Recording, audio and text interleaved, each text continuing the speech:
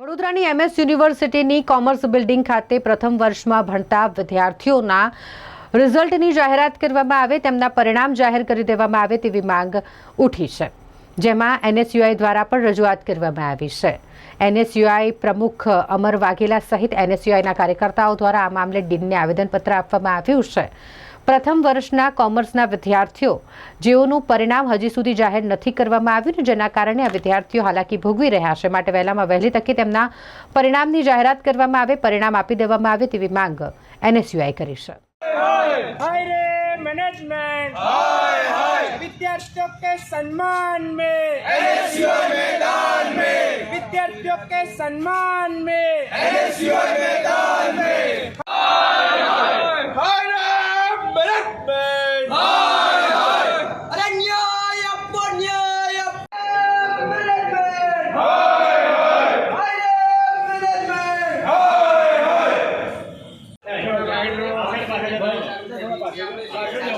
સમગ્ર એક્ઝામ આપણે internal external બંને લેવાઈ ગઈ છે। સેકન્ડ સેમની ઇન્ટરનલ આપણે લેવાઈ ગઈ છે।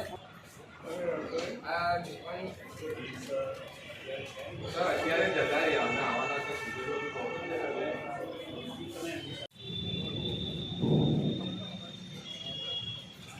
આજરોજ NSUI દ્વારા ડીન સરને રજૂઆત કરવામાં આવી કે જે પ્રથમ વર્ષ બીકોમના જે વિદ્યાર્થીઓ છે તેઓના પ્રથમ વર્ષનું જે એક્સટર્નલ એક્ઝામ પૂર્ણ થઈ ગઈ છે, 45 દિવસ ઉપર થઈ ગયેલ છે, પરંતુ હજી સુધી તેઓના પરિણામ જાહેર કરવામાં આવ્યા નથી।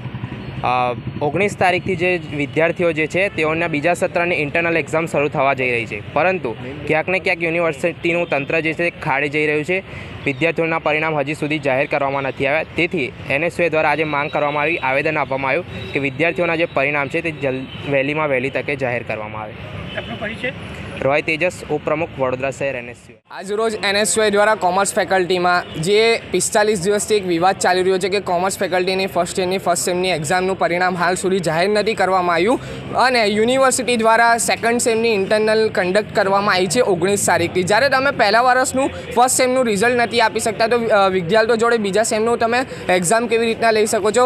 વિદ્યાર્થીઓ પોતાના રિઝલ્ટને લઈને પહેલા વર્ષમાં જ મૂંઝવણમાં રહે તો એ યુનિવર્સિટીના સત્તાધીશો માટે ખૂબ જ શરમજનકની વસ્તુ છે। આજે NSUI દ્વારા ઉગ્ર રજૂઆત કરવામાં આવી અને ચીમકી પણ આપવામાં આવી છે કોર્ડિનેટર સાહેબને, ડીન ફેકલ્ટીને, કે તમે 19 તારીખે જે સેકન્ડ સેમની ઇન્ટરનલ કન્ડક્ટ કરવા જઈ રહ્યા છો એને તાત્કાલિક અમે રદ કરાવીશું જો ફર્સ્ટ સેમનું રિઝલ્ટ યુનિવર્સિટી દ્વારા તાત્કાલિક ધોરણે 24 કલાકમાં બહાર નહીં પાડવામાં આવે તો।